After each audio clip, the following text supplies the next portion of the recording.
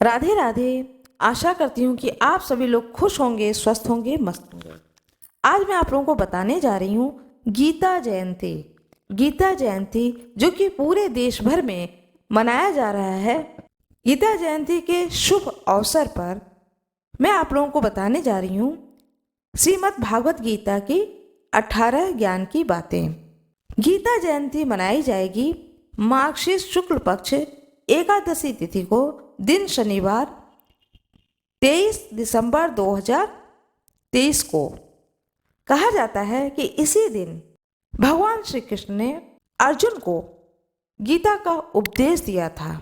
आज से करीब 5000 साल पहले द्वापर युग में भगवान श्री कृष्ण ने अर्जुन को गीता का जो उपदेश दिया था वह आज का ही दिन था। मार्गशीर्ष शुक्ल पक्ष की एकादशी थी जो मोक्षदा एकादशी के नाम से जाना जाता है।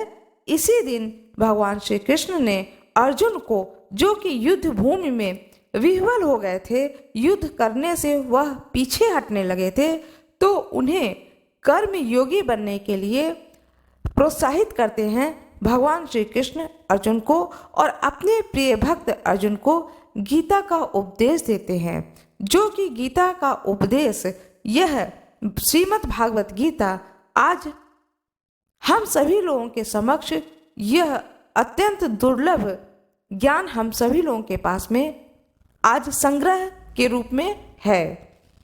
इसका पठन पाठन वैसे तो नित्य करना चाहिए, लेकिन जो लोग नहीं कर पाते हैं तो कोई बात नहीं है। गीता जयंती के दिन तो अवश्य ही गीता का महत्व जानना चाहिए और उन चीज़ों को अपने जीवन में उतारना चाहिए, उन्हें आत्मसात करना चाहिए।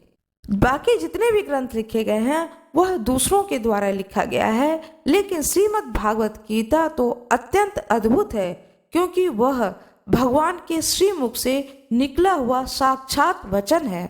उस वचन को अवश्य ही आत्मसात करना चाहिए। इससे मनुष्य जो है वह अपने जीवन में कर्म योगी बनता है और इस संसार को निर्भयता के साथ जीता है और मोक्ष की भी प्राप्ति करता है। ऐसा स्वयं भगवान श्री कृष्ण ने गीता में वर्णन किया है। इसी दिन एकादशी भी है, इसलिए यह दिन और भी महत्वपूर्ण हो जाता है। मोक्षदा एकादशी है। जो कोई भी गीता का पठन पाठन करता है, कहते हैं कि उसके पूर्वज को भी मुक्ति की प्राप्ति होती है। वो जिस किसी भी पतन की योनि में यदि वो गिरे हुए होते हैं, तो गीता का पठन पाठन करने से, एकादशी के व्रत को करने से उनके पूर्वजों को उस योनि से मुक्ति मिलती है और वह स्वर्ग को प्राप्त करते हैं, मोक्ष को प्राप्त करते हैं। आइए अब मैं आप लोगों को सुनाती हूँ श्रीमद् भागवत गीता की 18 ज्ञान की बातें। नंबर 1, सुख एवं आनंद मनुष्य के भीतर ही निवास करते हैं, परंतु मनुष्य उसे स्त्री में, घर में और बाहरी सुख सुविधाओं की प्राप्ति के लिए ढूंढ रहा होता है। नंबर 2, श्री कृष्ण कहते हैं कि भगवान की उपासना केवल शरीर से ही नहीं बल्कि मन से भी करनी चाहिए। ईश्वर का बंधन उन्हें प्रेम बंधन में बांधता है।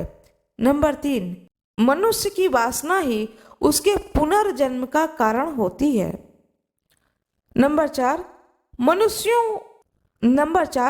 मनुष्य इंद्रियों के अधीन है, इसलिए उसके जीवन में विकार और परेशानियां आती हैं। नंबर 5, मनुष्य के अंदर धैर्य, सदाचार, स्नेह और सेवा जैसे गुण सत्संग के बिना नहीं आते हैं।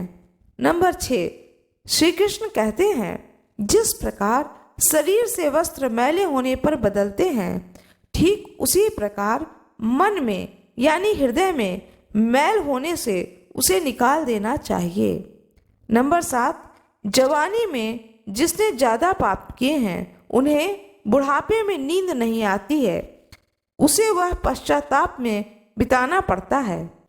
नंबर 8, भगवान ने जिसे संपत्ति दी है उसे गाय को रख करके सेवा करनी चाहिए, इससे भगवान विष्णु प्रसन्न होते हैं। नंबर 9, जुआ, मदिरापान, पर स्त्री गमन, अनैतिक संबंध, हिंसा, असत्य, मद, आसक्ति, निर्दयता, इन सब गुणों में कलयुग का वास है। इसलिए इसका एक और नाम है घोर कलयुग। नंबर 10, अधिकारी शिष्य को यानी जो ज्ञान प्राप्त करने में परिश्रम करते हैं उसे सद्गुरु, अच्छा गुरु अवश्य मिलता है। नंबर 11, भगवान श्री कृष्ण कहते हैं कि मनुष्य को अपने हृदय को बार बार समझने की कोशिश करनी चाहिए। ईश्वर के सिवाय उसका कोई नहीं है।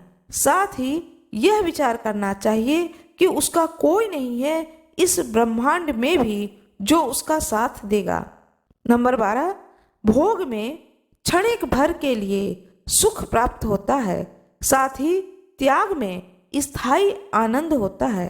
नंबर 13, भगवान श्री कृष्ण कहते हैं कि सत्संग ईश्वर की कृपा से मिलता है, परंतु कुसंगति में पड़ना मनुष्य के अपने विचारों के कारण होता है।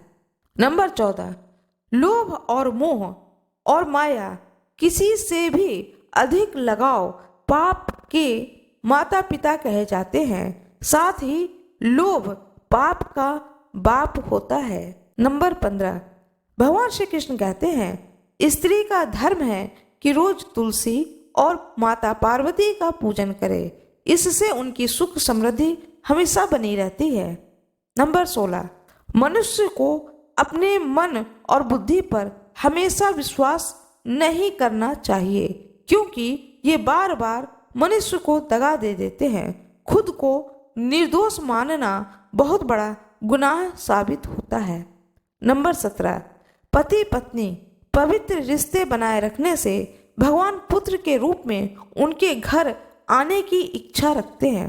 नंबर 18, भगवान इन सभी कसौटियों पर कस करके जांच परख करके ही मनुष्य को अपनाते हैं। इसलिए मन में गलत विचार नहीं रखना चाहिए। सदैव आप किसी के साथ प्रेम भाव से रहना चाहिए।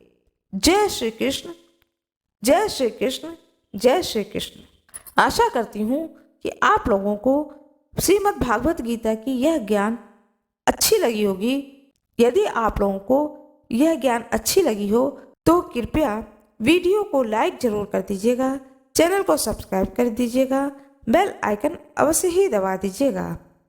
कृपया लाइक जरूर कर दीजिएगा, क्योंकि लाइक करने में आप लोगों का कोई भी नुकसान नहीं है। आप सभी लोगों का बहुत बहुत धन्यवाद।